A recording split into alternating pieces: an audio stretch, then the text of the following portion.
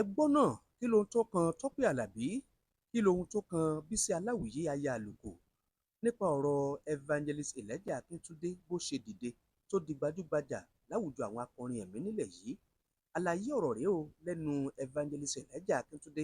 Olórin kò sọ bẹ́ẹ̀ fúnra rẹ̀ tó fẹ́ ṣe tí mo sì ń fẹ́ kó ń kálukú wa ká farabalẹ̀ ká gbọ́. Ṣùgbọ́n ẹ má gbàgbé ẹ subscribe sí Kábíyèsí TV. Kábíyèsí TV àlàyé pọ̀ o lẹ́nu evangelist Elijah Akintunde Olórin kò sọ bẹ́ẹ̀. Àṣé kákọni kó tó dìde ojú akọni àmọ́ orí dààmú ọ̀rọ̀ rẹ̀ ò tó já sọ́lá. Ó ṣe àwọn àlàyé kan o. Ọ̀pọ̀lọpọ̀ ló ti ẹ̀rù wípé orin Olórin kò sọ bẹ́ẹ̀ ló mú un já gbangba. Nígbà tẹ́ bá ti gbọ́ ọ̀rọ̀ yìí tán, ẹ gbìyànjú kẹ́ comment sí comment section. Dani yes, bí lágbájá bá rí yín mo mọ̀ pé nǹkan kan á ṣẹlẹ̀. Ẹnìkan ló sọ èdè yẹn fún mi some years ago, going to 9 years now. 9 years. Ó dẹ̀ wò mí títí mo ti minister ó ní evangelist ẹ wá. Ẹnìkan wà tẹ́ ẹ bá kọrin lójú ẹ̀ nǹkan kan á ṣẹlẹ̀. Pé sọ́nà nìyẹn, àti áńgẹ́lì ni. Rẹ̀ lórí òkè yẹn, ìṣẹ̀lẹ̀ yẹn ló bí àwòrán Ọlọ́run fi àwòrán mi hàn. Àwòrán Ọlọ́run fi àwòrán mi hàn. Ènìyàn tí ó mọ̀ mí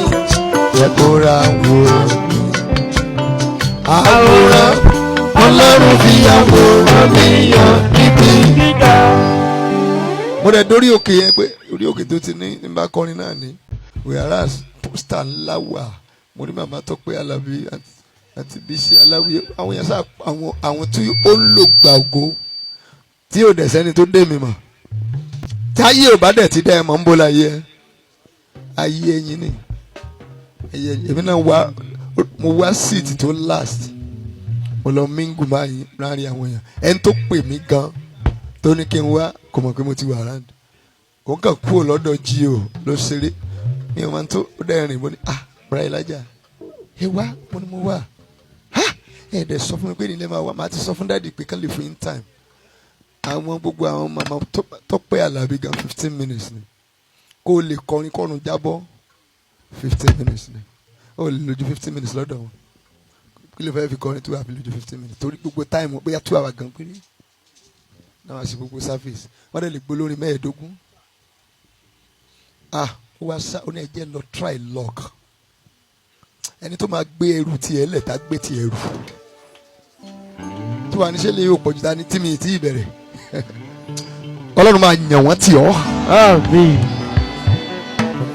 Ó dẹ̀ lọ́dọ̀ mi ní ó kúrò lọ́dọ̀ mi ó bá lọ bá dádì mò ń wò lókèèrè lórí ọ̀tà orí òkè ńlá kan ni ó dẹ̀ di ẹsẹ̀ bàbá yẹn mú Ọlọ́run dẹ̀ ti gbé bàbá yẹn dìde gan-an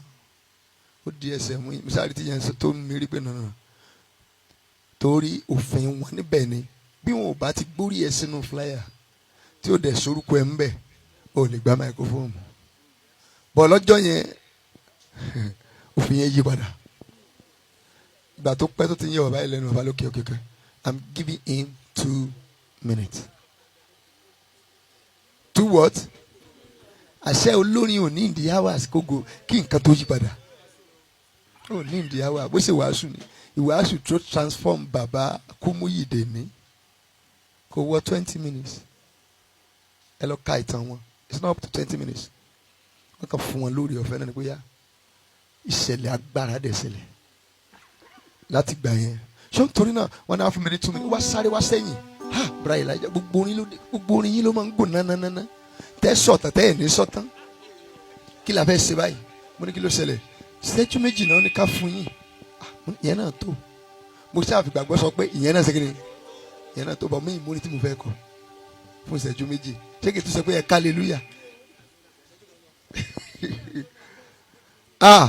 Ọlọ́run tí ì ṣetán ni tó bá ṣetán ìṣẹ́jú méjì gan pọ̀ jù mo dẹ̀ bẹ̀rẹ̀ sí bẹ́ẹ̀ mi inú mi ṣe Olúwa kí ni kí n ṣe ń bí 2 minutes what will I do here ẹ̀mí yẹn ni ṣe bí wọ́n ní táìtù kọrin lórí táìtù wọn gbogbo àwọn tó dẹ̀ sí ń kọrin wọn ti ẹ̀yà síbi táìtù God bless you sir ṣé mo bá gbẹ̀yìn tó wà lẹ́gbẹ̀ẹ́ mi pé any flyer program apart from big one ó dẹ̀ fi bible ẹ̀ ó dẹ̀ fún mi ní small one kan what is the title àwòrán mi my picture as at then mi ò lórin tó jọ máa wòrán mi ní kankan mo bá sẹ́rù pé máa rọpọlọ kí n sáré pé orin pọ̀ bí ẹ̀mí mi bá fi tó bá dé bá a ṣe ń sọ̀rọ̀ yìí ó lè fún mi lórin bọ̀ tí ìbáṣẹ̀ mi mọ́ mo lè tilẹ̀kùn mọ́ rí hours orin ò ní jáde a fẹ́ kí n mọ̀ pé kì í ṣèwọ lórun débẹ̀ èmi ni mo yọ̀ǹda ẹ̀ fún ẹ. ó dẹ̀ sọ fún mi pé ẹni tó ń mínísítà tó bá ti mínísítà tán náà máa pè yín òun rorí orin ìmísí òwà kí ni màá ṣe bẹ́ẹ̀ni yẹn ṣe mínísítà tán it's a big big mountain ní tó gùn lọ sẹ́yìn bí àbá yẹn ṣe gba microphone pé one brother what do you call him Elijah one brother Elijah one brother ni mi nígbà yẹn kò sẹ́ni tó ta ló máa fẹsẹ̀ evangelist ṣe one brother Elijah wọn ló fẹ́ kọrin but I'm giving him just 2 minutes and I've told him already sure ẹ jẹ́ kàn máa bọ̀ ibi tí màá dúró sí náà ni tó bá ti lo 2 minutes màá ṣe kí ni màá gba microphone mo dẹ̀ rìn wá kí mo ṣe dìde ẹ mọ̀ pé mi ì mọ̀ tí màá sọ mo dìde tí mo gbẹ́sẹ̀ kínní ìkejì ìmísí dẹ̀ wá kí n tó rìn déwájú mo dẹ̀ ti gẹ́ẹ̀tì àwòrán Ọlọ́run fi àwòrán mi hàn àwòrán Ọlọ́run fi àwòrán mi hàn ènìyàn tí ó mọ̀ mí jẹ́ kó ra àwòrán mi àwòrán Ọlọ́run fi àwòrán mi hàn níbi gíga. Amen. Bó ṣe wá báyìí mo ní orin ẹyọ kan náà náà sáré kọ láàrin tó mí dẹ̀ ní kọjá ẹ̀ mo kàn ní gbogbo yẹn gbọ́ méjèèjì sókè bí ẹni pé ọ̀mí mọ́ ti kọ́ wọn lórí yẹn tẹ́lẹ̀ mo ṣe ń sọ kalẹ̀ báyìí everybody gbé ẹni tí ó gbọ́wọ́ sókè ẹni tí ó ṣubú lulẹ̀ bàbá tó wà lẹ́gbẹ̀ẹ́ mi tó wojú mi pé níbo lọkùnrin yẹn lè ti wá ó kú lọ́dọ̀ mi tó fẹ́ gba microphone òun náà dọ̀bálẹ̀ sórí ọ̀tà ó bẹ̀rẹ̀ sí í kọ́ èmi ń wo time 2 torí ẹni yẹn dẹ̀ sọ pé wọ́n máa ń embarrass èèyàn bí o tó bá lo seconds mo ṣe rí pé 2 minutes akọ́lẹ̀ kìíní ẹlẹ́ẹ̀kẹta tá a fẹ́ kọ́ bá mo ti lọ ẹ̀ mọ̀ kókò tí ì sí fókà mbẹ́ just the chorus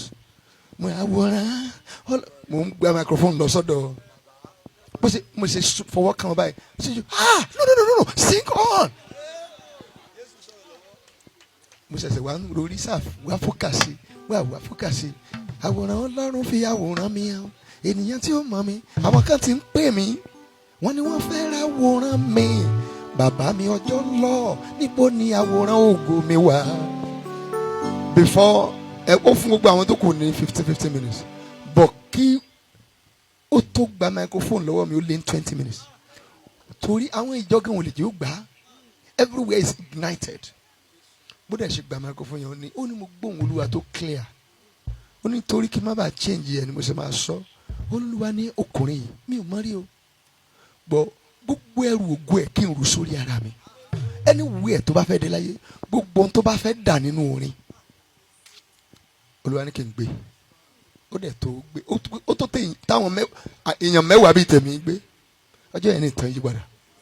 lórí àwòrán so èmi gba nǹkan kan gbọ́ lẹ́nìí ó lè kú òní bí kò dẹ̀ tó padà débí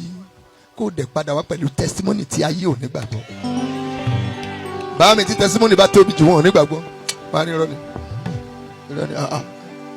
aṣáájú fún ẹ 1 billion awo sówó owó ńlẹ̀ irọ́ ló ń gbà fún wa testimony kan wà tó ò tiẹ̀ ní lè sọ wákàtí sàṣẹ Olúwa sórí kàǹkà o irú ẹ má jẹ́ ń sọ Olúwa sàṣẹ